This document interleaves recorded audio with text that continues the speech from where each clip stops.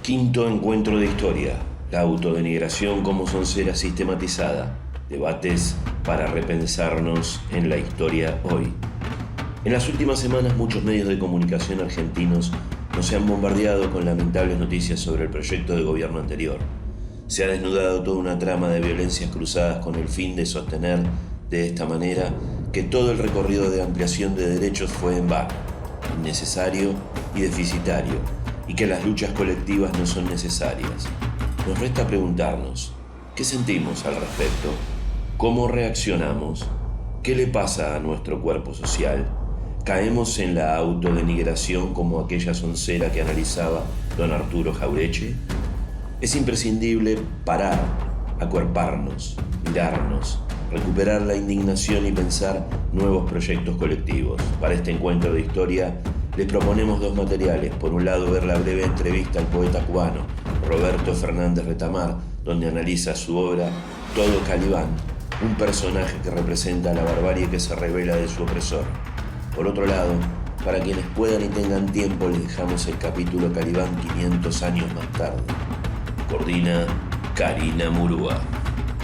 Juntarnos a pensar algunas cuestiones, ¿no? Ahí titulaba el encuentro, me parece que es una palabra que viene rondeando, ¿no? Esto de la autodenigración, nos vienen cacheteando por todos lados.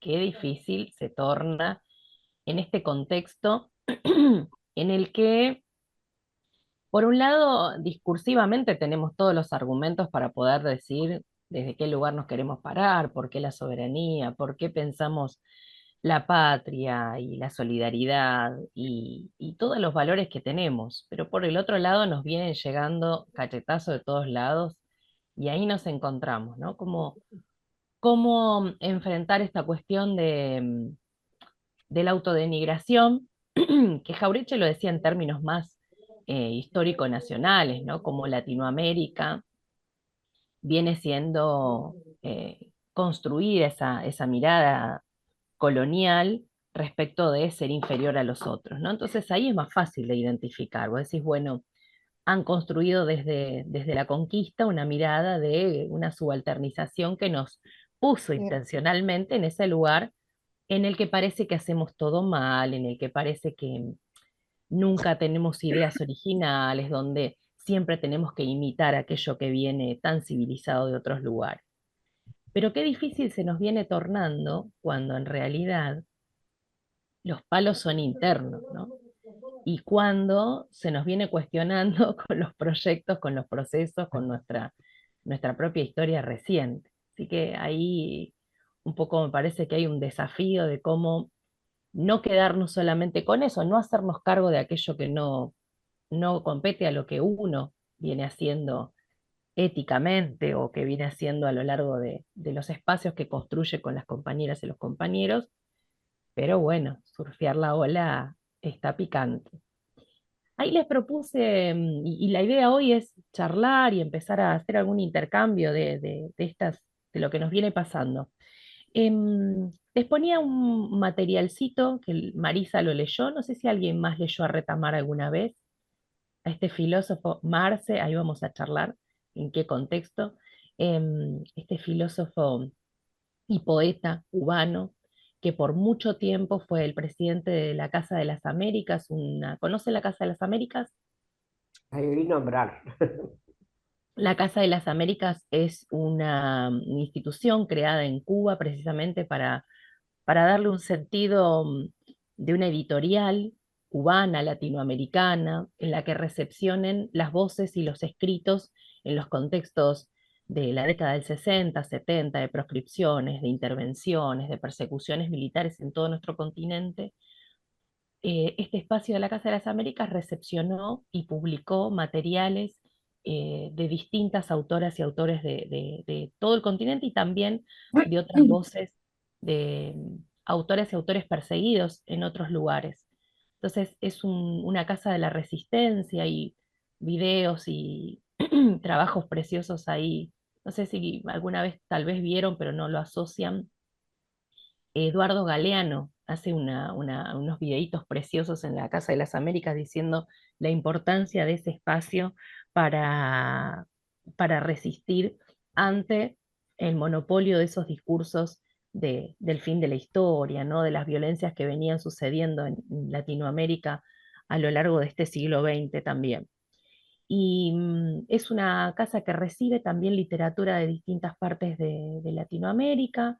Hay premios todos los años por ensayos, por poemas, y se le ha dado también cobijo a un montón de exiliados que venían en sus, perdón, pero tengo un resfrío bárbaro, que venían en sus lugares de origen huyendo de las dictaduras.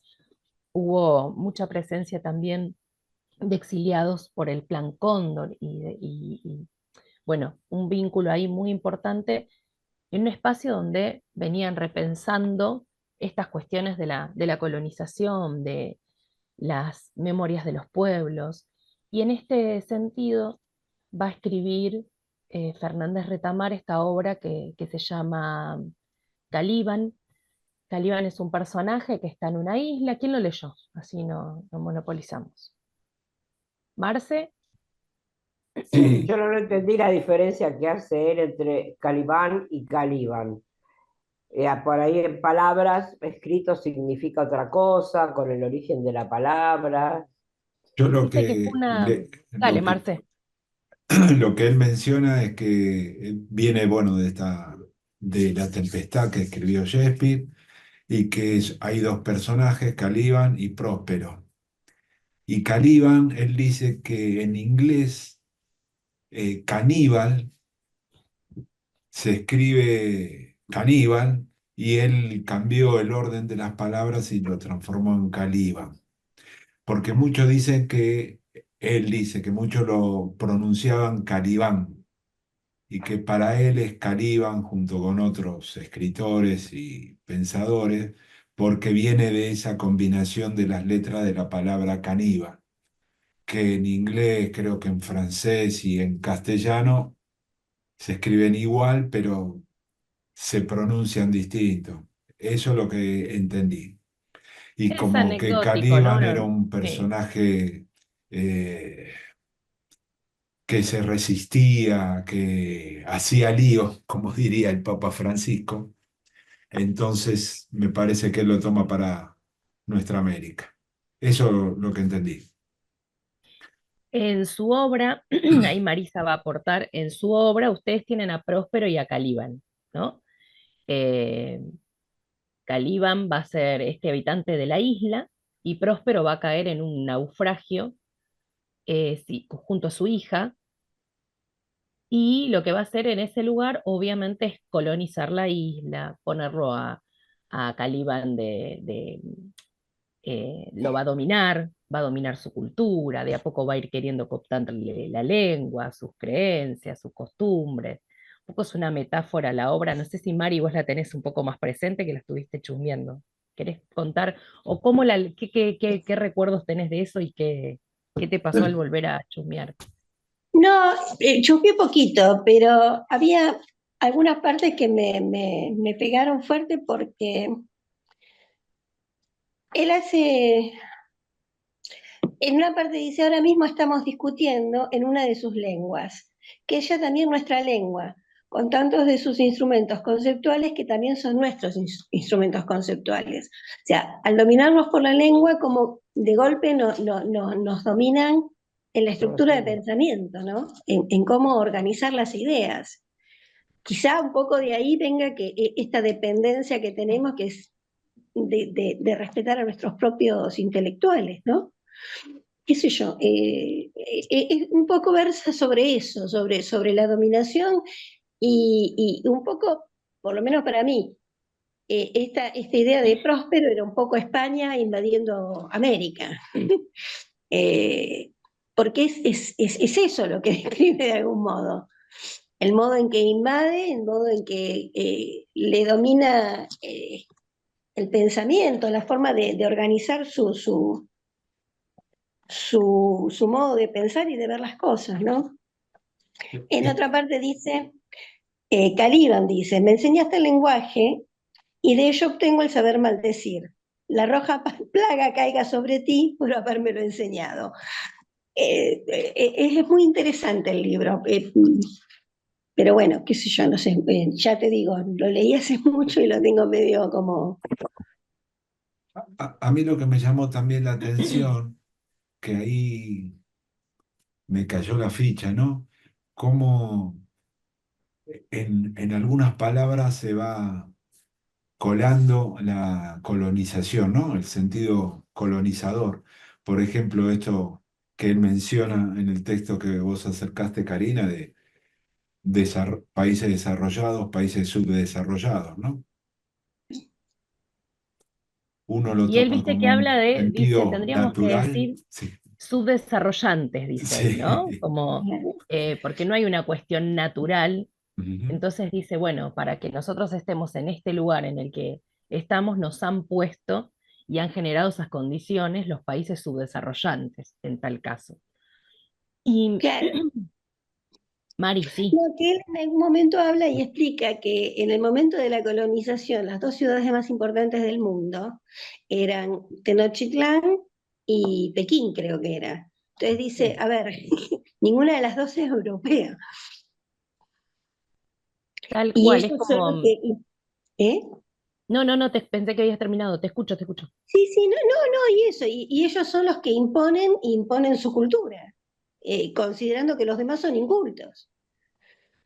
Como ese video que pasamos tantas veces, recordarás, Carlos, el de la historia única, ¿no? Que plantea también Dussel cuando dice, inventaron la idea de Edad Media, inventaron la idea de lo moderno, ¿no? Y en realidad si nos ponemos a hurgar y a pensar un poquito, es verdad, y Dussel ahí también lo recuperaba, China y la India eran las potencias, digamos, en términos de tecnología, de conocimientos, de filosofía, de formas de organizar también, junto con lo que llamamos, se llamó la media luna de los valles fértiles, ¿no?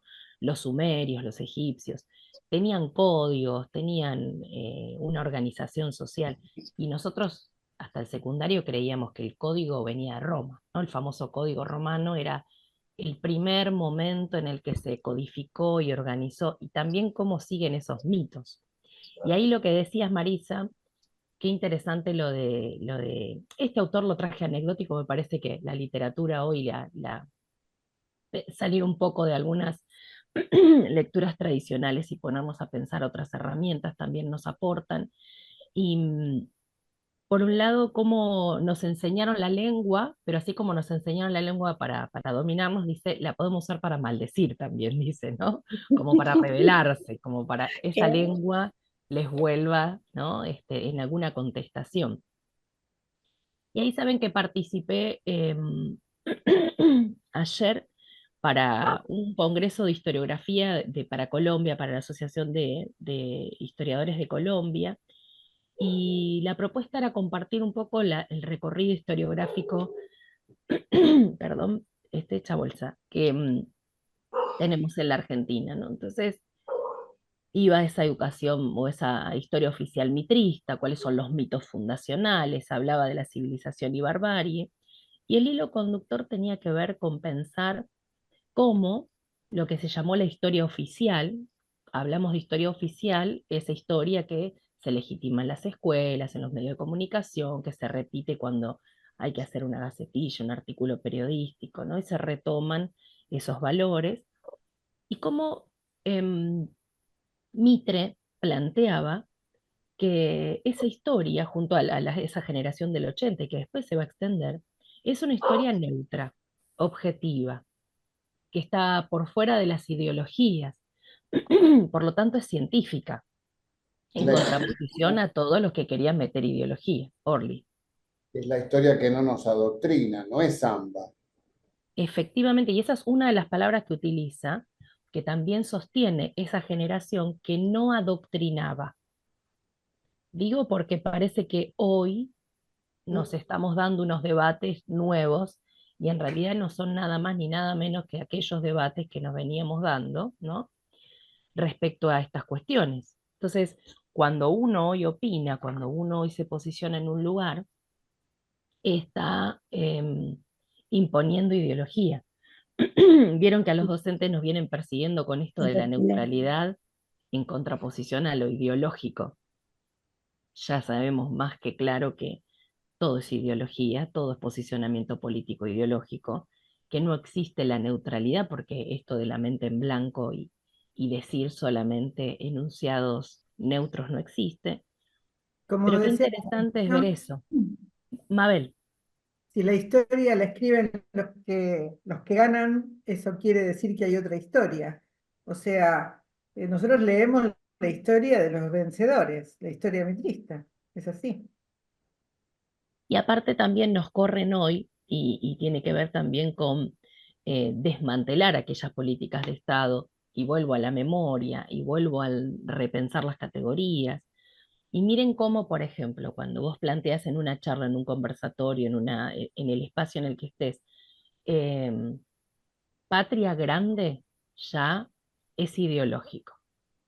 Nuestra América, ni hablar. Lo latinoamericano, cuestiones que vos decís, pero estas palabritas no tienen 20, 30 años, no son del kirchnerismo, ¿no? Em, lo colectivo, la palabra de lo colectivo, la organización comunal.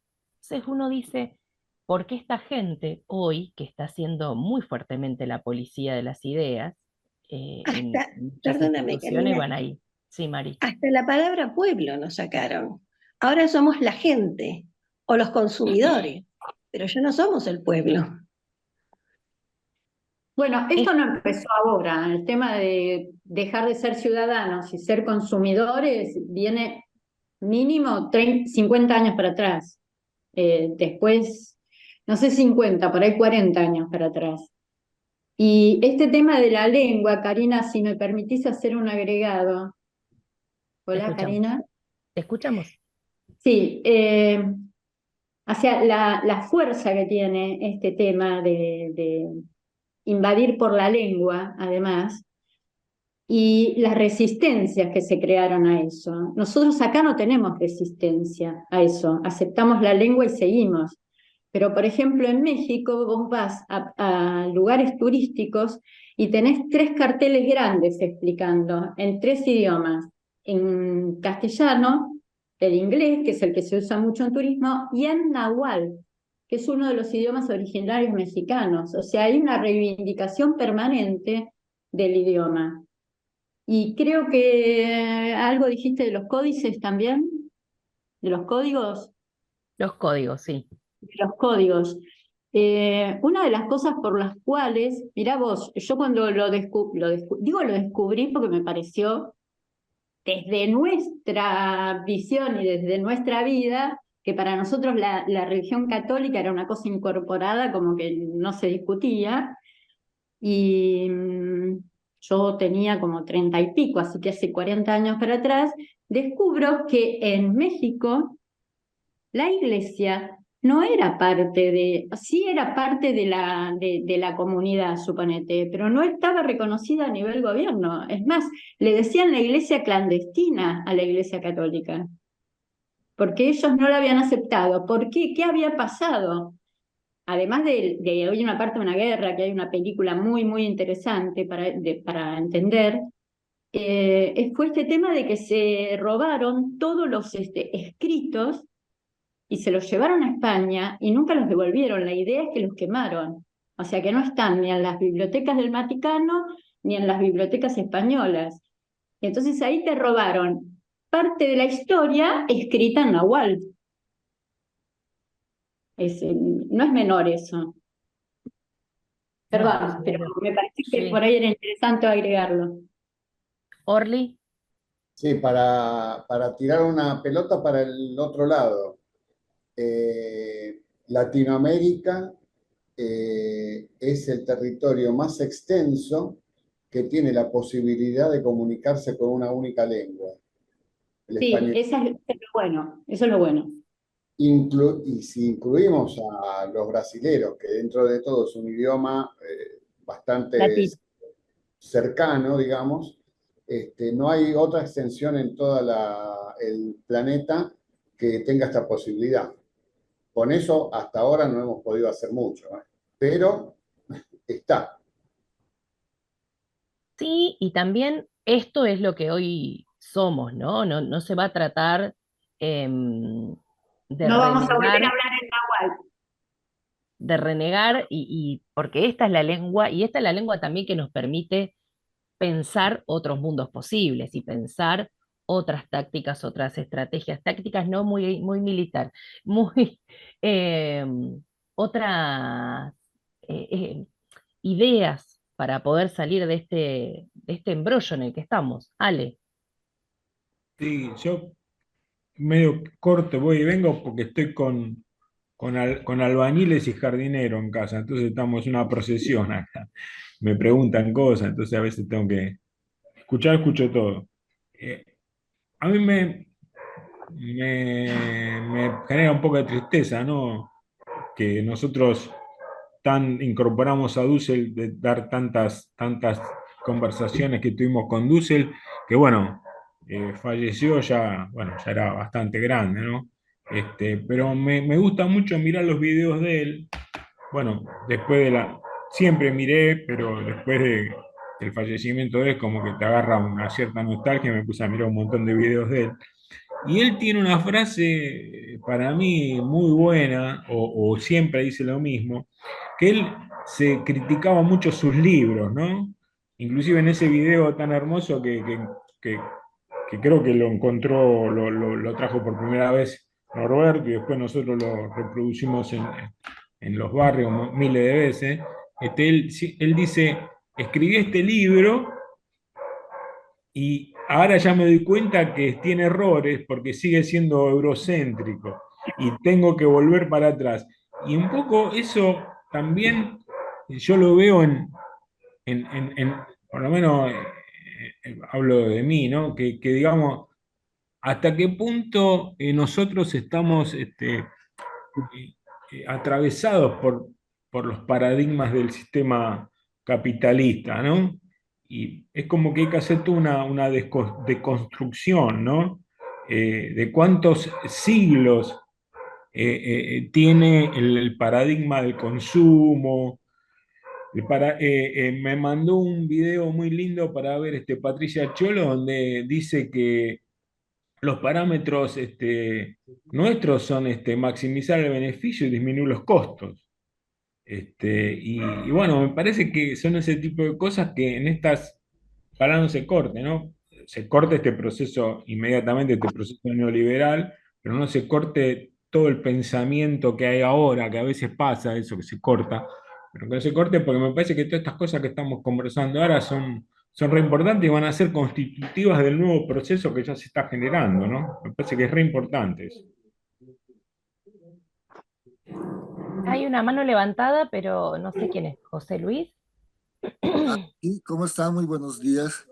Buen Voy a día. aprovechar esta mención que se hizo al idioma náhuatl y Sí. cómo esta supresión de estas formas de expresión nativas no solamente han cortado con el idioma en sí, porque eran idiomas que eran completamente diferentes a los que corresponden a Occidente, en el sentido que, por ejemplo, el quechua y el aymara trabajan lógicas diferentes a la lógica que fundamenta la ciencia actual. Es decir, habían lógicas trivalentes, por ejemplo, en el idioma aymara, y el solo hecho de que estas lógicas estén presentes en el idioma permitían un tipo de pensamiento completamente diferente a este pensamiento en el que este principio del tercero excluido y demás son norma. Y a partir de esta forma de pensar con una lógica diferente, uno puede también extraer conclusiones diferentes. Ese es mi primer comentario. Y la segunda es también cómo estos idiomas tenían otras características. Por ejemplo, el hablante tendría que usar como característica del idioma eh, partículas que expresan la veracidad o no de un enunciado, es decir, elementos gramaticales que de cierta manera identifican si una persona que está hablando y enunciando algún hecho ha vivenciado o ha experimentado el mismo, o si no, o sea, es decir, si lo ha aprendido de una segunda voz. Y eso, por ejemplo, no permite que se establezcan paradojas como en Occidente, nuestra paradoja del mentiroso, por ejemplo. Eran estos comentarios. Gracias. Muchas gracias por el aporte, por supuesto. Y cómo en esta situación, ¿no? En la que nos encontramos también, y esto que decía el compañero, cómo la lengua también, bueno, lo hemos charlado más de una vez, cómo en las escuelas también esa lengua se ha utilizado como un mecanismo colonizador. También que tomé en el profesorado, en un profesorado en el 35 allá en Monte Grande, las horas de práctica docente de primero y de tercer año para la carrera de historia. Entonces, aquellos que se están formando para profes tienen que pasar por este rostro para que les apruebe la práctica. Y un estudiante de primer año de historia contaba el otro día, de tercero, un practicante, hijo de paraguayos. Él contaba lo que sufrió la escuela, un muchacho muy joven, como 30 años tendrá o menos, y lo que sufrió la escuela en relación al habla bien, al no saber hablar, al pronuncia bien, el así no se dice. Entonces también ahí me venía junto con lo que dice el compañero José y lo que veníamos charlando, cómo la lengua no solamente tiene que ver con el uso correcto del castellano, sino como instrumento de dominación también. Pero a su vez, y volviendo a esta situación que venimos viendo en este proyecto de cambio de gobierno e intento de generar nuevamente profundizar esa racionalidad colonizada, ¿qué nos sucede con la lengua, digamos, con las palabras? Cómo muchas veces no se sabe si evitar decir determinadas palabras, jugar a dibujarlas para que en el ámbito en el que uno está, ¿no? Cómo se toman esas palabras, cómo decir lo mismo o publicar lo mismo, pero que no se censure. Y es un juego perverso que se va construyendo desde el poder, ¿no? Porque en épocas de la desmemoria, porque lo que se está intentando con todo esto que estamos viendo tan brutal y grotesco que no es nuevo, ¿no? Porque siempre han habido continuidades de estos subsuelos de la democracia, pero esta visita a la cárcel, a los genocidas, y esa mirada de relativizar la memoria y la verdad y la justicia y los derechos y la memoria completa. Entonces, cómo también nos juegan ahí las palabras y cómo nos enfrentamos nuevamente a esto que decía Retamar, ¿no? De Calibán. Nos conquista, llega, nos traen sus ideas, nos traen su mirada. Ahora, ante todo este escenario, hay dos acciones. Un poco la tesis de su libro tiene que ver con eso. Una es la inacción, ¿no? Y es el sometimiento al ya no queda nada.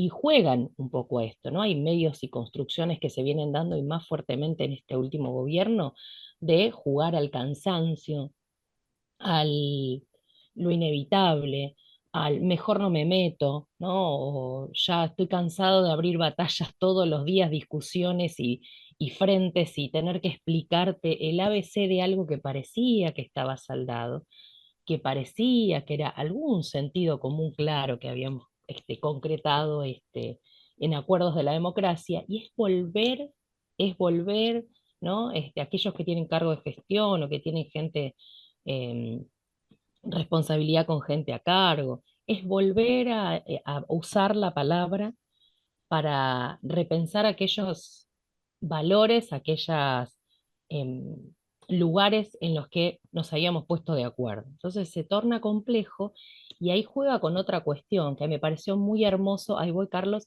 pareció muy hermoso el encuentro que tuvimos con Augusto. Yo llegué avanzado el encuentro, pero el tema de qué nos pasa con el encuentro con el otro, volver a jugar, volver a divertirnos, porque algo que sucede y que nos quieren de esa manera es desde el desánimo, desde el cansancio, desde la fragmentación.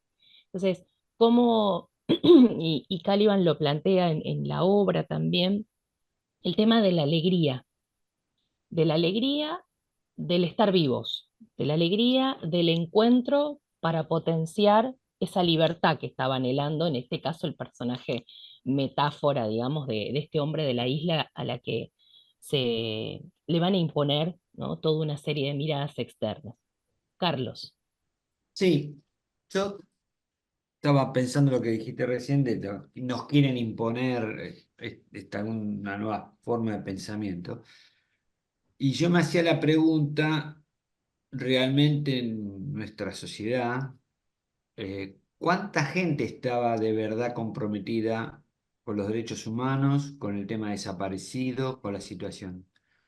Yo creo que mucha gente le importaba muy poco, absolutamente, te diría, en muchos casos casi nada, pero como había un gobierno que estaba explorando esta situación, indicando y marcando algunas cosas que nunca se habían hablado, corrían en masa con ese criterio. En cuanto luego cambia la cosa, salen a flote un montón de personas que nunca hablaban de nada, ni tenían posición tomada respecto a estas cosas que estamos conversando, y son, digamos, tierra fértil para este nuevo sembrar que está haciendo el gobierno. Entonces, yo decía, ¿cuánto es de responsabilidad de gestiones y cuánto de responsabilidad de los pueblos, ¿no? Porque muchas cosas y análisis que hablamos, parece que los pueblos siempre están marginados de todas las decisiones, y como que creemos que son tontos porque votaron a tal o cual, o que no están o no entienden nada. Entonces, yo realmente tenemos que hacernos fuerte en la sociedad que vivimos, y hoy la sociedad que vivimos marca algunas otras cosas, y yo no creo que todos estén engañados. Y te lo voy a pasar con ejemplos prácticos. Vos ibas a una carnicería en la época de Cristina, aumentaba la carne y puteaban a Cristina. Hoy vas a la verdulería, en vez de comprar 3 kilos de papa, compran 2, en vez de 4 zanahorias, compran 2, y nadie putea a nadie. Entonces, conceptualmente me parece que no es solamente lo que se, pues creemos que nadie piensa. Y por el análisis del absurdo, digo, si nadie piensa, estamos en mayores problemas. Eso quería acotar nada más. Gracias, Carlos. Marisa. No, yo relacionaba un poco, porque él empezó hablando de los derechos humanos, y a mí me pasó con gente que conozco, que, otra vez ese tema, es como, y lo asocié con lo del TikTok, ¿no? Con esto de la inmediatez, lo rápido. O sea, bueno, eso ya es viejo, ya pasó. Y un poco como que me parece que esta gente, este gobierno, esta gente, logró enganchar eso en la gente, o sea, la inmediatez, ¿no? Porque ellos manejan mucho lo de las redes, lo de esto de lo inmediato. Entonces, la historia, lo pasado, ya está. Ahora, y eso hace que los valores sean muy frágiles, porque lo que ayer importaba, hoy ya no importa. Hay que correr atrás de otra cosa. En cuanto a lo que dice que putean a Cristina y no lo putean a este tipo, ahí ya la verdad que me cuesta más, ¿no? No, ahí no me puedo enganchar, no puedo entender. Yo creo que ahí tiene que ver una especie de odio ancestral que nos tienen, que le tienen a sus propias raíces, a su propia esencia, ¿no? Esta colonización de la mentalidad donde lo autóctono, lo propio, no vale nada, y entonces, bueno, Cristina representa lo propio y no sé si lo ancestral, pero sí lo propio, sí lo popular. Y este tipo, no, este tipo se viene con los austríacos, se viene con la cultura, nos tira con otra cosa. Entonces, esto vale y lo nuestro no vale. Me parece que estamos muy encerrados en eso. No sé, qué sé yo. Gracias, Mari. Perdón, Mabel pero y Orlando. una Sí. cosa para compartir. Lo que planteo yo, que ustedes ven que la gente no putea, ¿lo viven también o es una experiencia solamente mía? Sí, Pues así. Yo lo que sí. quería mencionar era que esto de la diferencia de pensamiento la arrastramos desde nuestra historia, desde siempre. Siempre hay un porcentaje que piensa de una manera y otro que piensa de otra, y bueno, esa es la puja, ¿no? Lo que pasa es que siempre fue minoritaria esa parte que estaba en contra de lo popular, porque éramos mayoría, los populares, digamos. Ahora, yo creo que este gobierno se hizo de palabras y de gestos que pertenecen a nuestro lenguaje, pero que le dieron otro sentido y otra intención. Y como que la gente compró eso. Por ejemplo, viva la libertad, carajo.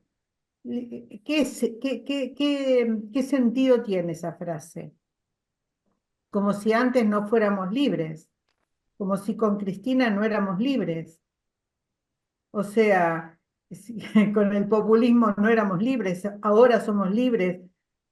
Pienso que se hicieron de palabras que le dieron un sentido distinto y la gente compró por el nombre mismo de la palabra. No sé cómo explicarlo.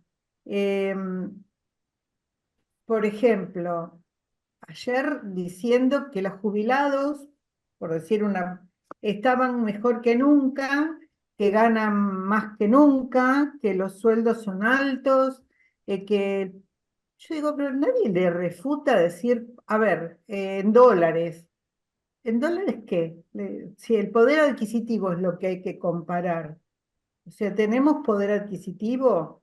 ¿Es realmente esa jubilación la más alta de la historia? ¿O la más alta de la historia fue cuando estaba Cristina? O sea, la gente compra, creo, lo que escucha, no piensa demasiado, no analiza demasiado. Es como que se queda con la retórica nada más.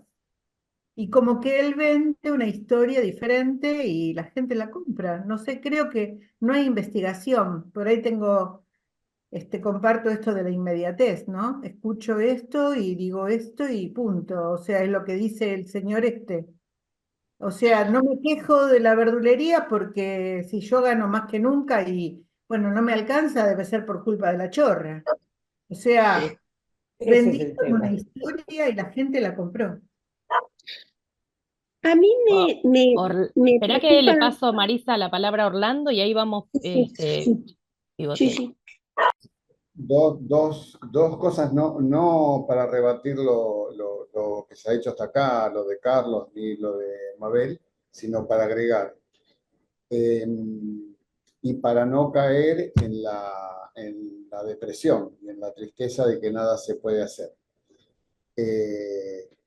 Si bien es cierto lo que decís, Carlos, que con cualquiera no, pero con muchos que uno hable este asunto de los derechos humanos y más aún con los jóvenes, parece algo muy lejano y qué sé yo. Aún así, fíjate que tuvo todo un costo, porque se les armó un despelote enorme y hoy están analizando si los expulsan a 3 legisladores y qué sé yo, que todo empezó con este quilombo de la visita a estos milicos. O sea, no es que pasó hay algo, aunque sea inconsciente, subconsciente, qué sé yo, algo hay. No, no para rebatir lo que se dice, sino para que no caigamos en que está todo perdido. Algo hay. En cuanto a lo de la verdulería, que tenés razón, Carlos, a mí me pasó algo que es anecdótico. En el chat del edificio, que se hablan cosas del consorcio, y a veces salta alguna cosa que roza lo político, pero apenas lo roza, nunca es explícito. Me habían mandado una carta de un supuesto sindicato de trabajadores pasivos, algo así, que es un invento. El miércoles, justo antes de la votación en el Senado del ajuste de las jubilaciones, donde se interpelaba al Congreso y ponía toda la responsabilidad, legisladores, pónganse a trabajar, porque los jubilados, que hemos hecho, que trabajamos, en fin, una carta larga. Me lo mandó, nos llegó. donde, por lo que leí ahí, parecía que los que nos habían bajado las jubilaciones en poder adquisitivo era el Congreso, más o menos, ¿no? Bueno, Yo no contesté nada. Cuando pasó lo de la votación y a la mañana siguiente vino lo del veto y luego lo de la reivindicación del veto por parte de Macri, que ya era una cosa, una comedia de enredos, entonces ahí yo me animé, digo, yo nunca pongo nada acá porque, bueno, la verdad que de los 24 departamentos creo que somos 4 o 5, los que más o menos somos del palo así de que queremos una sociedad más solidaria, y después hay muchos analfabetos y un grupito de gorilas.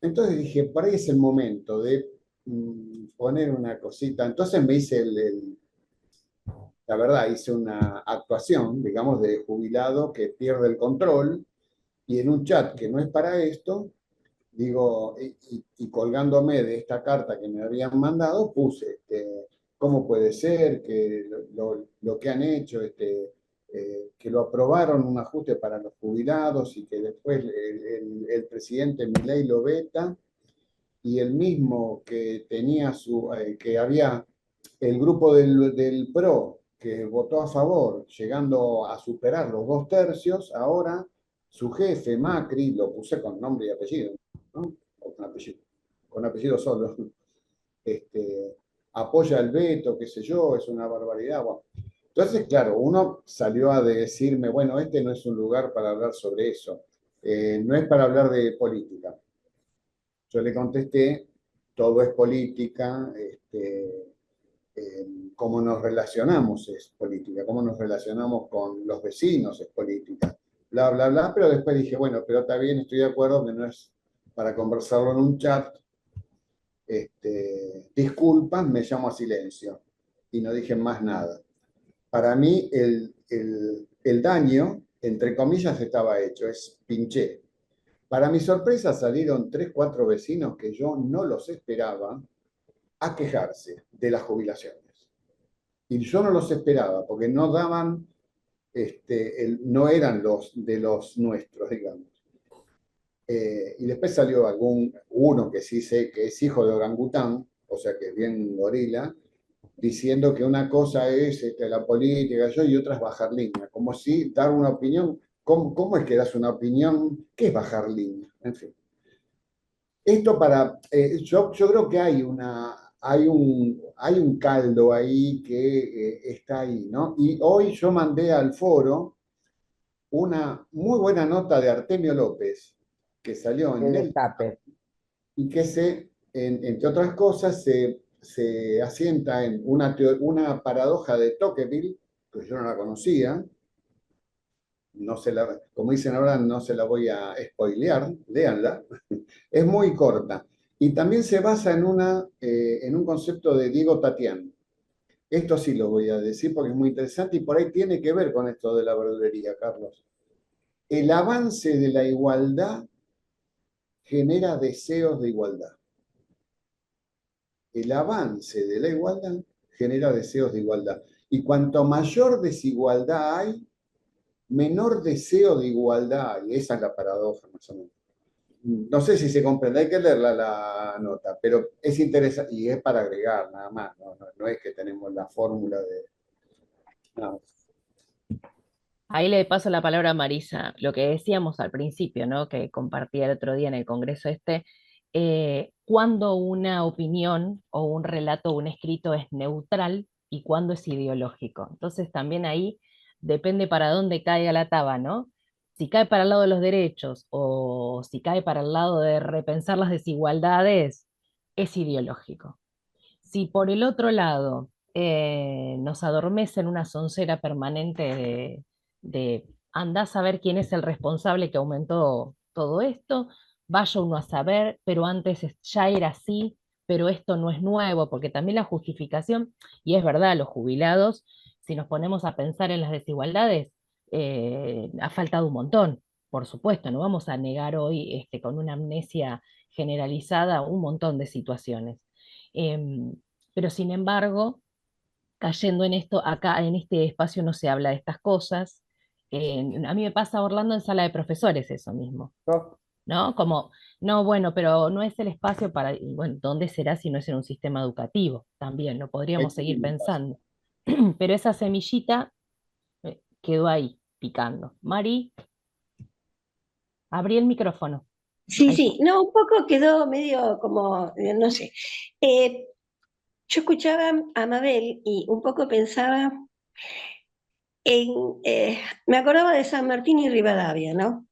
Yo de grande me enteré, Rivadavia le había hecho, o sea, de golpe le había sacado la plata, lo había, porque todo eso en la historia, en la escuela no te lo cuentan. O sea, Rivadavia pasa a ser el primer presidente de todas las obras que hizo, pero que le dio la espalda a San Martín no te lo cuentan. Y que San Martín se tuvo que ir y que, o sea, esto de lo popular atacado es permanente en nuestra historia. A Moreno lo mataron, o sea, a ver, sin embargo, la resistencia sigue y lo popular sigue creciendo, o sea, son flujos y reflujos. En este momento estamos en un reflujo total que nos están haciendo, perdón, te he dicho torta, nos están haciendo bolsa, pero de algún modo, o sea, no es que logran vencernos, ¿no? Esto sigue, es una pelea. Yo lo que veo es que lamentablemente no logramos, los que no logramos vencer somos nosotros, o sea, la historia se sigue contando en la escuela sin contar que Rivadavia le dio la espalda a San Martín. Se cuenta, todavía la historia mitrista sigue estando vigente. Y cuando queremos explicar estas cosas, te dicen, ahí sí te dicen, es ideología. Ahora, el diario de Mitre es la cuna de la ideología, o sea, es para difundir ideología. O sea, a ver, nos acorralan con su propio discurso, y nos dejamos acorralar de algún modo, me parece. No sé.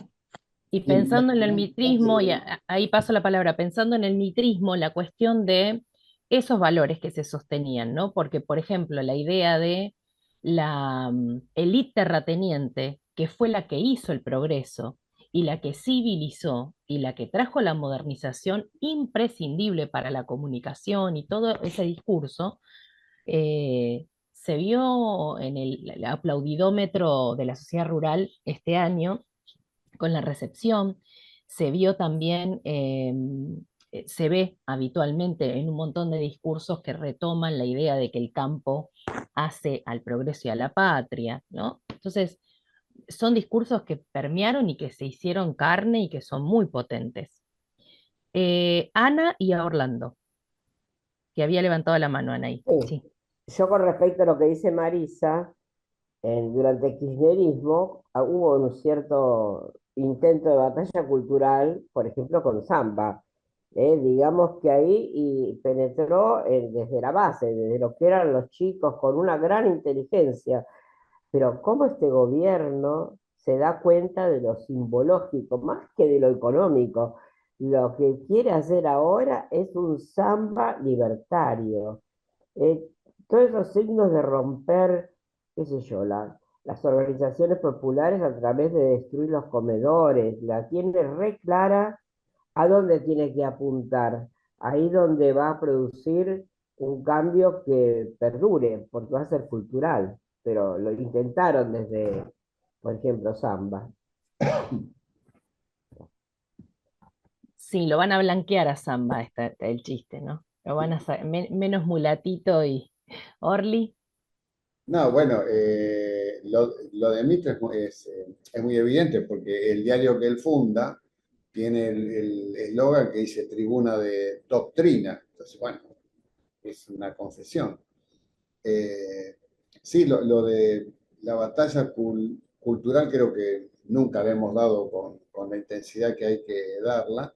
Y yo creo, Marisa, que por ahí lo más conveniente no es anular la historia de Mitre, sino poner las dos bueno, miren, Mitre dice que pasó esto, pero hay otros que dicen que pasó esto, porque al fin y al cabo son las interpretaciones.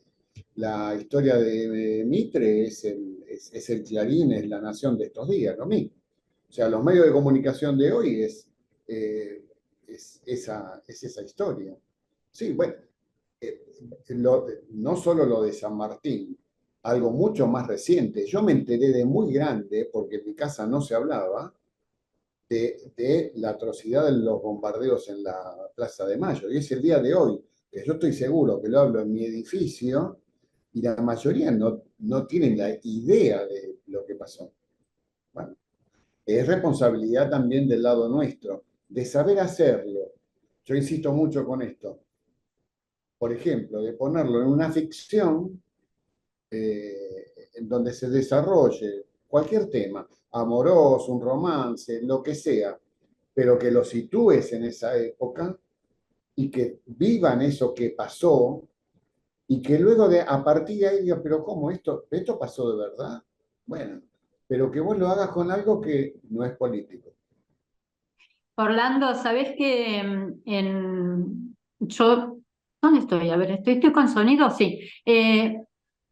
RTVE, o sea, Radio Televisión Española, hace mucho eso que vos estás diciendo, pero mucho. Entonces vos tenés, cuando a nosotros nos viene bien ver alguna de esas cosas, ver la serie sobre Isabel, ver, por ejemplo, para todas las que son militantes de género, qué pasó cuando tuvieron el voto femenino, qué hizo Clara Campoamor ahí. Y lo que vos estás diciendo de relacionar los hechos históricos por ahí con otras historias, ellos tienen una serie que duró muchos años, creo que todavía está, que se llama Amar en tiempos revueltos. Siempre hay tiempos revueltos. Entonces vos tenés una etapa que es la Guerra Civil Española, tenés otra etapa, ¿entendés? Entonces, a través de eso, y hay series que han durado, creo que hay una que duró como 20 años, ¿no? O más, que ahí no me acuerdo, en la que estaba Imanol Arias. Y eso es traer, pero también vos fíjate, ¿qué presupuesto tiene RTVE? ¿Qué hace RTVE con eso? ¿Qué pasa con los cambios de gobierno? RTVE sigue funcionando. No le succionan el presupuesto. Entonces, no tiene un solo canal. Una vez se lo escuché explicar bien uy, se me fue el nombre, de la que era la directora de la TV pública, ahora durante el gobierno de Alberto, y ella decía, nos exigen a nosotros lo que hace la BBC o lo que hace la RAI, pero nosotros tenemos Lufrano. Lufrano, eso, Rosario Lufrano. Tenemos un solo canal en el que tenemos que poner todo. RTV por ahí tiene 3 canales, no sé si 3 o 4, 3 canales. Entonces puede ir distribuyendo todo. Nosotros tenemos que meter todo en uno. Imagínate, acordate el quilombo que se armó con 678. Si hubieras tenido 4 canales de la TV pública, no pasaba por ahí, ¿entendés? Porque era uno más que hablaba, en el que podías ver otra cosa. Y nosotros, lo otro que sí es muy piola, y que hace parte de lo que vos decís, Orlando, es este encuentro. Encuentro con los documentales es algo espectacular, y con las historias. ¿Cómo se llama? Ana Cacopardo, ponele, con historias de vida, ¿sí? Es maravilloso. Vos tenés un documental de 1 hora sobre una persona que puede resultar atractiva y a través de la historia de esa persona tenés acceso a montones de hechos históricos, porque es el transcurso de la vida de esa persona. No sé Sí, si vos las has visto. Yo, porque a mí me gustan las biografías, entonces siempre me engancho con algo de eso. lo que pasa es que eso ya es para un público que va a ir a buscar eso. Y yo creo que se necesita desde el campo popular, que tiene que ver con esto de lo del pueblo o de la sociedad que mencionaba Carlos hace un rato. Tenemos que generar una acción de ir a buscar a ese público que no se va a acercar, como no va a venir a este foro, no van a venir acá. Hay que ir a buscarlo. Me hiciste acordar, hay otra serie española que yo la vi, yo me enganché, que se llamaba El Ministerio del Tiempo. ¡Ay, hermosa! Bueno, y viajaban y eran todas cosas que tenían que ver con su historia real, pero por Sí, sí. supuesto condimentaban con un montón de cosas, de aventuras, de intrigas y qué sé yo. Pero estabas haciendo tú un repaso de esa historia, de la mirada de esa historia. Y tienen las líneas, ¿viste las líneas de conquista? tienen Sí. una serie, que no recuerdo el nombre, y de la que yo solamente vi 2 capítulos, que tienen la línea de conquista, y hay una que es la bajada desde Perú hacia Chile. Entonces hay toda una mirada sobre eso, espectacularmente hecha la serie. Entonces, claro, te resulta atractivo, aunque vos no tengas los intereses que tenemos nosotros, vos estás viendo esta serie, te parece que estás viendo un cuentito. Sí, te están contando el cuentito de ellos, pero es atractiva.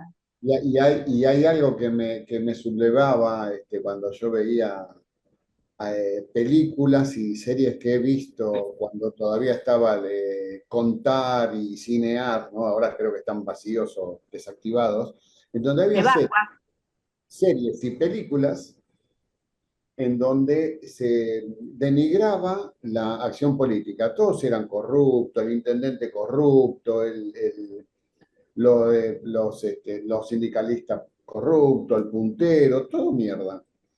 Y cuando terminaba, pasaban los créditos, y claro, como eran películas del Inca que las subsidiaban, figuraban hasta y yo he visto la presidencia de Cristina Fernández de Kirchner, el ministro de Planificación Julio de Devido, que eran los responsables de haber puesto los funcionarios que viabilizaron esos subsidios. Y entonces yo decía, mirá la estupidez, porque no es hacer películas por hacer películas. Si quieren hacer películas para denigrar lo político, bueno, que la haga Tinelli, Suárez, Clarín, Pro, qué sé yo, buen fenómeno. Pero que el Estado financie películas que denostan al Estado es el colmo de la estupidez. Yo no lo entiendo. Levantó la mano José Luis. Ya no estaba animándome a participar, pero creo que esto que mencionan de cinear y cómo en este gobierno hay una política clara de bozamiento de la memoria, especialmente en el cine, es decir, el Inca tiene una ley de autonomía, es decir, es una institución autárquica donde el gobierno no debería tener ninguna intervención directa, y es lo que se ha roto, no solamente en el sentido de imponer autoridades, sino de acallar voces, no permitir que haya una producción cinematográfica que de una u otra manera pueda expresar lo que pueda ser el sentido de la población y más bien encasillarlo en no tener voces críticas a la dictadura o lo peor, por ejemplo, alguien me comentó y parece que es cierto que un montón de material filmográfico que estaba en custodia del Inca. Lastimosamente en Argentina no hay una cinemateca como en otros países de Latinoamérica. Estos materiales fílmicos habían sido destruidos en este gobierno, en este cambio de autoridades reciente, que es muy grave. Perder la memoria en ese sentido es algo que no permite o que borra la capacidad de ver no solamente cómo se vivía antes, sino cómo se pensaba, o bien o mal, respecto a algo. Y lo otro también es esta forma de encadenar las producciones futuras, es decir, se está haciendo una forma de censura en la que solo algún tipo de producciones puede ser realizada y lo peor, ya se está prohibiendo que hayan coproducciones, que en cierta manera pudiera dar alguna libertad respecto a la financiación del Estado, es decir, lastimosamente también el recibir fondos estatales para una producción en cine en cierta manera obliga a que uno se atenga a los parámetros que ellos tengan para definir qué producción va a ser o no va a ser realizada. Y también esto de que se apunte al mercado extranjero, es decir, esta forma de producción de elementos audiovisuales que está completamente estandarizada. Es decir, parece que el cine argentino, que tiene una gran tradición, que se estudia a nivel académico, ah, lastimosamente se va a volver una sucursal de Netflix. Gracias. Gracias a vos, José. Y se tiende, ahí te paso la palabra, Diana, se tiende a esta cuestión, ¿no? de la estandarización, de el silenciar algunas voces, de pensar también lo que quiere el mercado, para lo que la competitividad de las plataformas estaría solicitando. Entonces ahí también es caer en esa lógica, que el mismo Estado produjese en otro contexto materiales que criticaba a su vez, ¿no? Esto de el rol de aquellos que tenían un cargo en la función pública, rompe con esta idea de no a la libertad, de que no se podía opinar, ni pensar, ni mucho menos. Y respecto a muchos de los canales que Encuentro, entre otros, tiene un montón de series que nosotros trabajábamos que están dadas de baja, no las encontrás. Y ha pasado en los últimos años, durante el macrismo fundamentalmente, que hubo gente que descargaba materiales y se hizo, las replicó en otros YouTube personales, y de esa forma a veces encontrás materiales o series, pero que ya no están más ahí. El otro día para práctica estábamos buscando una serie que fue coparticipación con el INADI, que trabaja problemáticas en las escuelas y resolución de estereotipos, de violencias, de racismo, qué sé yo, no lo encontrás más en la página. O sea que también aquellos valores, aquellos trabajos que tenían que ver con democratizar aún más esos debates de cuestiones que nos suceden en las juventudes, en las adolescencias, también es considerado ideológico. O sea, ese lugar hasta dónde permea, ¿no? Diana. Me parece interesante que, no sé si lo sacó Orlando o me enganché yo, no sé cómo fue, pero que de repente estábamos hablando del tema de la lengua y la denominación, y de ahí derivamos a hablar del tema de algo que es otro lenguaje, que es el lenguaje de la película, del cine, de la imagen. Y que el lenguaje de la imagen también ha sido utilizado como dominación y también se puede usar como liberación. Tuvimos un grupo que se llamó Grupo Cine Liberación acá en Argentina, ¿no es cierto? Y hay películas mexicanas que también son de una revisión de la historia con otra mirada. Digo mexicana porque es la que se me ocurre ahora, pero hay otras también. Entonces, y que yo creo que uno de los primeros países que se dio cuenta de la dominación que podía ejercer y de la hegemonía que podía llegar a crear a través del lenguaje, no quiero decir televisivo, sino del lenguaje de la imagen, porque no es solamente cine, ¿no? Pero sobre todo el cine, con su industria del cine, fue Estados Unidos. Nos ha vendido una versión de la historia de la Segunda Guerra, nos ha vendido una versión de la historia de su propia historia. ¿Sí? Entonces es un lenguaje de dominación, hay montones, nos ha vendido el famoso American Way of Life, ¿no? Entonces, eso era la síntesis. O sea que a partir de un lenguaje que era solo la palabra, a también ver qué pasa con un lenguaje que es visual. Ya está. En el marco de este contexto también decíamos, bueno, caer en la depresión y la cicuta masiva en el tecito tampoco nos sirve. Tampoco nos sirve. Y hay acciones, y hay actividades, y hay un montón de propuestas que se vienen generando, porque esto de, a pesar de que se visitó, por ejemplo, a los genocidas en la cárcel, hubo repercusiones. También coincido que hay sectores que se habían montado en una ola de me estoy comprando el auto, me estoy yendo de vacaciones, bueno, no sé si se discute sobre lenguaje inclusivo, derechos humanos, la verdad que no me importa, estoy ganando mejor y esto me sirve. Y hay otros que tomaron conciencia de la importancia de discutir, ¿no? Todos esos privilegios y de poder repensarse a sí mismos, porque si no, también es verdad lo que decíamos, salir de la creencia de que nos encontramos en momentos de blanqueamiento total de tabula rasa, ¿no? La gente se reinicia y empieza de vuelta y perdió la memoria. En realidad son oleadas, es verdad, son oleadas, y cómo potenciar esos discursos desde la acción también, que es lo que venimos haciendo. Cada uno, por supuesto, desde mandar el abuelo distraído el mensaje en el grupo del consorcio, ¿no? Es una forma de mechar ahí una idea, del comentario que parece que te haces la tonta y es casi, pero estás diciéndolo, o sea, cómo jugar por esos bordes y cómo también construir otros sentidos también. Igual a mí, Sí, Mabe. no, me preocupa esto de que, bueno, estábamos hablando recién de que está desapareciendo lo que es el Inca, quieren barrer con nuestra cultura, quieren barrer con forma de pensar, instalando otra. A mí lo que me preocupa es que este señor diga que es el topo que viene a destruir el estado de adentro y que no haya reacción en ningún lugar, por ejemplo, ¿no?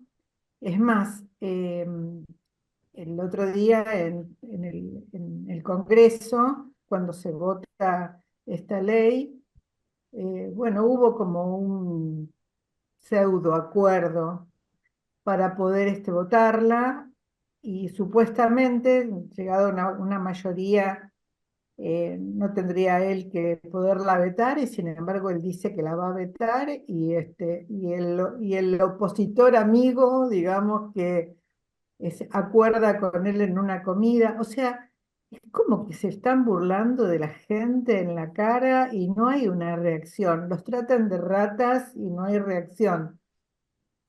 Es más, en algún momento hasta me da miedo que no se convierta en un Fujimori y diga, bueno, el Congreso no me sirve para nada, voy a gobernar por decreto sin Congreso y punto.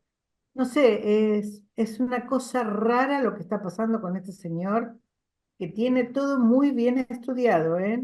Es un loquito desenfrenado con algunos rasgos de autoritarismo, pero esto está muy pensado, el destruir, qué cosas había que tocar para destruir la memoria, qué cosas había que tocar para destruirlo todo, digamos, ¿no? Y imponer una nueva forma de pensamiento, sobre todo en jóvenes que prácticamente no tienen mucha idea de la historia, ¿no? Quizás, como dijo Orlando en algún momento, hemos pecado de no haber difundido demasiado nuestras idas y venidas, o sea, en contar la historia y en hacernos no sé, de difusión mayor, y por ahí, como dijo Diana, de no tener lugares que no se puedan volver a tocar. O sea, la televisión pública es la televisión pública y va a guardar una cierta metodología y no se puede interferir en eso. Por ejemplo, ahora vos ves que se quieren meter hasta con la AFA, como dijo el otro compañero Luis, creo, José Luis, son entes autárquicos y sin embargo ellos irrumpen igual en la AFA, en el INCA, o sea, no son entes totalmente estatales. Sin embargo, se meten igual. Y nadie dice nada, o sea, no hay una voz que se levante desde el Congreso y diga, no, señor, hasta acá, porque ellos supuestamente son nuestros representantes, son los que tienen una voz disidente, no es el Estado ejecutivo que tiene que acompañar en todo, para eso tienen una representación, para discernir y para decir y oponerse. Bueno, no sé, es como que le aceptan todo, como si tuvieran todos miedo al carpetazo, eso siento. Pero me parece que en un punto el Congreso le dio facultades extraordinarias. El Por Congreso eso, se terminó anulando a sí mismo en un punto, se podría por decir. eso. Así que está bien. No le sacaron el decreto 70, no lo barrieron. Le dieron una ley que se la aprobaron entre todos, que yo no sé qué tan, sí, le sacaron algunos artículos que por ahí a él tampoco le importaban. Los que le importaban están. Mabel, Y bueno, sí, le dieron como una carta blanca para hacer lo que quiera. Mabel y Marcelo, este Congreso es el que votó la sociedad. Es el Congreso que votó la sociedad en el 21 ¿Sí? y es el Congreso que votó la sociedad en el 23. ¿Sí? En el 23, aunque piensan como vos, Mabel, y como la mayoría, creo que los que estamos acá, en el 23 sacó el 37%. ¿Ah? En el Congreso están y se oponen, pero no tienen fuerza. Ese es el punto. Somos minoría. No es que no están, se El No problema, oponen. somos minoría, ¿eh? No somos minoría. el problema es En más el- grande, el problema está en la sociedad, no solo en los dirigentes. Por supuesto que tienen mucha responsabilidad, ojo, pero el tema está en la sociedad. Aparte hay un lavado Bien, de cerebro que es terrible, es terrible. O sea, se acepta Es la la, palabra es la batalla que hay que dar, no es que está perdida, no. Pero bueno, como única, ¿no? Como única manera de pensar. compañeras y compañeros, a mí me parece interesante, pues, en función también de esto que decíamos, ¿no? Hay acciones que se vienen llevando adelante y yo voy a hacer autobombo y queremos acá con Marcelo pasar un trabajo que se viene llevando adelante todos los meses y que nos parece interesante, de esto de hay que hacer, ¿no? Y uno de los que hay que hacer y hace su pequeño aporte comunicacional es el compañero Orlando, así que me parece que está bueno dos cuestiones. Por un lado, ver el videíto, me parece que algún comentario, y por el otro lado, algunos chivos. El próximo sábado 31 de agosto vamos a estar ahí en la Feria del Libro, no, todavía no. Vamos a estar en el museo, en el Congreso de Barracas al Sud, en el CMA, en Avellaneda y frente a la Plaza Alsina, presentando una ponencia sobre todo esto que discutimos en el foro, pero el caso de Almirante Brown, cómo en la arquitectura, en los recorridos, en los nombres de Almirante Brown se puede ver la colonialidad del poder y cuáles son los discursos que siguen apareciendo. Vamos a hacer una presentación con una compañera, así que si tienen ganas de darse una vuelta, van a ver Ah, ahí varias bien. participaciones. El Congreso de Barracas al Sur son 3 días, jueves, viernes y sábado. Uno de los días es en Capital y 2 de los días en el CMA.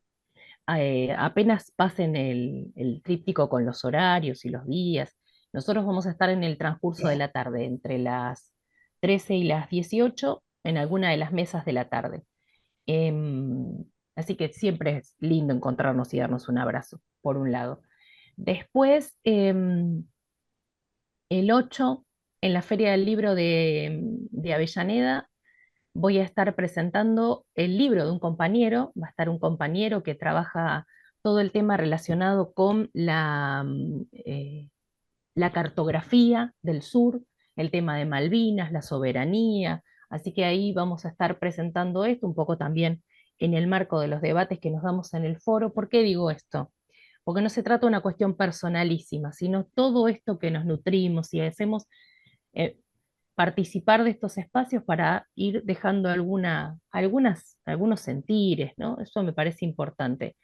Y también esto que discutimos acá, medio queda, como decía Orlando, nadie va a ponerse a buscar algunos foros particulares para o determinados lugares, pero en todo lo que uno pueda incidir y dejar ahí como el abuelo que se equivocó de WhatsApp, está bueno, me parece que es interesante.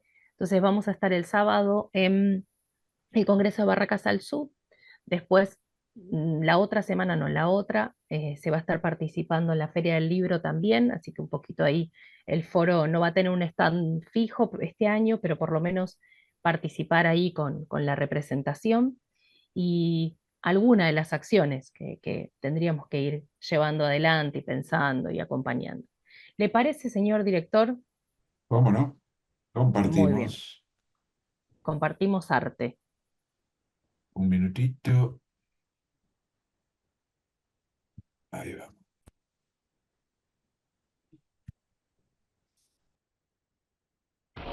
¿Se escucha? Sí, se escucha. Por fin te conozco en persona. ¿Tomaste mate alguna vez? Una sola vez. Tengo que aprender. Es raro para mí. Hablando de aprender y entender, nos quisimos juntar todos porque tenemos una ensalada fenomenal. Algunas cosas parecen obvias y otras no las entendemos. Juntarse a matear, como dicen ustedes, es un buen recurso para ayudarnos a entender. Uy, ahora resulta que tomar mate es filosofar. No, estás tan errado, Diego. Mira, tomar mate a solas invita a la reflexión. Y cuando lo haces con otros, lleva a la charla, al intercambio de ideas, sentimientos, preguntas, respuestas que llegan o que llevan a otras preguntas. Eso es filosofar. Este holandés sí que tiene chamullo, ¿eh? ¿Tan importante es sentirnos parte de la naturaleza? Me parece tan raro. ¿Será porque vivo en una ciudad? Durante miles de años, los seres humanos tuvieron una relación muy estrecha con todo lo que los rodeaba. Tomaban lo necesario para sobrevivir y se defendían de otros seres que los acechaban. Era una conexión muy fuerte con toda la naturaleza. Se sentían parte de ella, sin dudas. Pero hoy no es tan así, como dice Romy, ¿no? Los avances científicos y sus aplicaciones técnicas llevaron a imaginar que el ser humano está por encima de la naturaleza, que lo puede dominar y explotar. No serás uno de esos que se oponen al progreso, ¿no? ¿Qué es progresar? ¿Perseverar en nuestra existencia y mejorarla? Bueno, para lograrlo necesitamos de todo lo que está fuera de nuestro propio cuerpo, desde agua y alimentos hasta muchas otras que fuimos descubriendo e inventando para vivir más confortablemente. Entonces, todo es cuestión de proporciones. Paradójicamente, el ser humano se fue alejando de la ignorancia absoluta y se fue vistiendo de superstición y arrogancia, hasta creer que todo había sido creado por alguien para que nosotros lo usemos sin más límite que nuestro propio deseo. Pero eso no es ejercer nuestra potencia de actuar. Sin dudas, pero si no entendemos que nuestra mayor potencia está dada por la complejidad de nuestro cuerpo, no por estar hechos de otra sustancia, fallamos en lo más básico, cuidar de todo lo que necesitamos para seguir existiendo. Atahualpa Yupanqui decía, el hombre es tierra que anda, pero ese pensamiento no es el de la mayoría. Tampoco debemos caer en el error de creer que esto se debe a no sé qué vicio de la naturaleza humana. La conducta humana sigue leyes ordinarias, como el resto de la naturaleza. Me estás mareando, Baruch. No dijiste que somos unos giles por creernos más de lo que somos. No se trata de burlarnos, despreciar, ni odiar, sino entender que nada ocurre en la naturaleza que pueda atribuirse a un vicio de ella. La naturaleza tiene leyes y el ser humano está incluido en esto. ¿Pero en qué quedamos? ¿Está bien o mal lo que hacemos? La conducta humana tiene causas humanas. Cuanto más entendamos esas causas, mejor podremos actuar. Una de ellas es que no existe el bien y el mal, sino lo bueno y lo malo para cada cosa existente. Ah, bueno, esto se está poniendo complicado. ¿Se acabó el agua? ¿Hacemos otra ronda? Sí.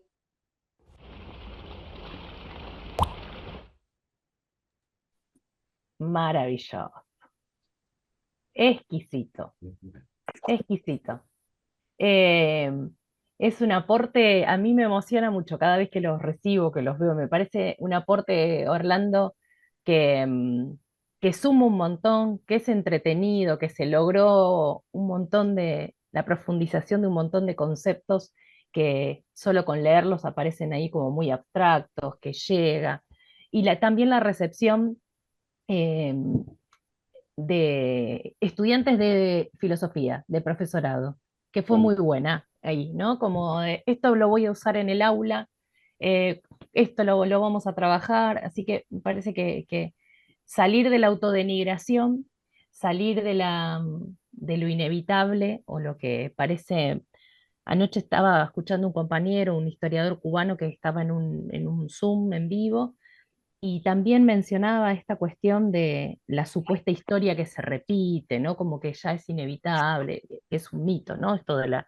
Entonces él decía, no hay historia que se repita, en realidad podemos decir cuáles son aquellas deudas que todavía tenemos de otros momentos, ¿no? Y que todavía las podemos ver con otras características. Entonces vos decís, se repiten los procesos de desmemoria, no, en realidad todavía tenemos que seguir profundizando desde todos nuestros ámbitos para pensar una política de la memoria aún más profunda, para pensar en esa conciencia ni siquiera de lo nacional, ¿no? De lo latinoamericano. Entonces, todos los espacios de participación y de aportes nos enriquecen.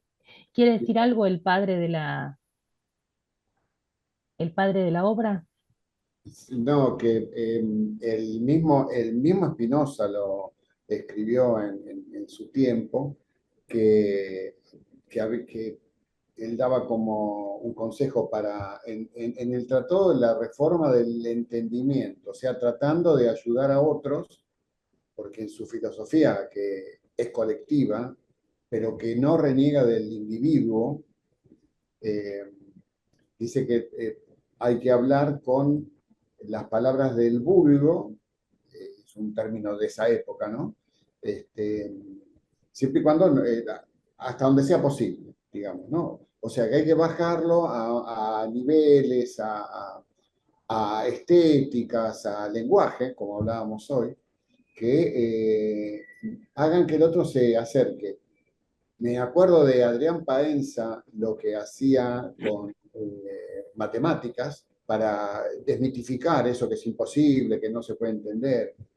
Un poco con lo de la filosofía. Y ayer estuve en un encuentro en un centro cultural acá en La Boca, donde el tema era Kusch, Rodolfo Kusch. Y uno de los que participaba, que era el que sabía más sobre este tema, mencionaba los programas de radio que había hecho Rodolfo Kusch para divulgar su pensamiento, pero de una manera más amena, digamos, ¿no? Bueno, esa es la intención. Es un laburo bárbaro poder intentar con mi interpretación de esa filosofía, cómo lo vas bajando en el buen sentido de la palabra, simplificando, sin perder. Acercando. Acercando, está bien. Esa es una linda palabra. Acercando esa filosofía. Y uno siente y como yo me divierto además cuando lo hago, la verdad, yo me divierto solo, como un niño. Pero es interesante, entretenido, amigable. Bien Argento lo trajimos ahí a Spinoza con la cerveza y el mate, ya está. Y no solo eso.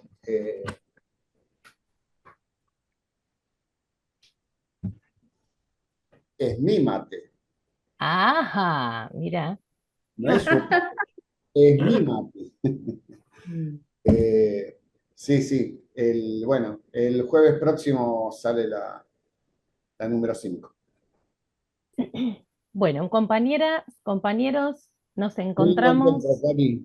Nos encontramos, gracias a ustedes. Nos encontramos, quienes puedan el viernes, el sábado, digo, nos damos una vueltita. El sábado tenemos el encuentro de economía, ¿verdad? Sí, el encuentro de economía. Y quienes puedan, tengan ganas de darse una vuelta por el CMA de Avellaneda, nos encontramos a tomar unos matecitos ahí. Ni bien tengas el flyer, mandalo, ¿sabes? Sí, apenas lo manden, se los comparto. A ver el horario también. Creo que lo vi, pero bueno. Una cosa, Orlando, sería bueno que nos pasaras los videitos. Ahí lo pasé, Diana. Buenísimo. Es mala la conexión, Ali. Te recomendamos, Diana, que veas el origen, cómo Spinoza llega a la serie, porque a partir de ahí, maravilloso. Él Los anteriores son muy buenos también. Digamos, el autor original me estuvo contando un día que estuvimos Claro. viendo las películas, así que algo sé. Bueno, Muy un bien. abrazo a todos. Chau, Abrazo, chau. buen fin de compañeras, compañeros. Hasta la próxima, buen fin de.